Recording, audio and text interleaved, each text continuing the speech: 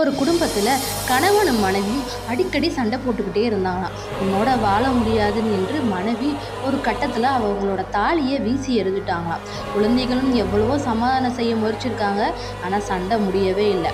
கடைசியில் அவங்க 2 பேர் பிரிஞ்சு போயிட்டாங்க. சில நாட்களுக்கு பிறகு இருவரும் குழந்தைகளுக்காக கணவன் மனைவியிடம் சமாதானம் ஆனாராம். இருந்தாலும் அந்த கணவனுக்கு தனது மனைவி செய்த அந்த செயல் ரொம்ப மனசுக்கு கஷ்டத்தை கொடுத்துச்சான். சரி அப்படின்னு சொல்லிட்டு அவர் ஒரு நல்ல ஜோசியார்கிட்ட போய் ஆலோசனை கேட்டிருக்காரு.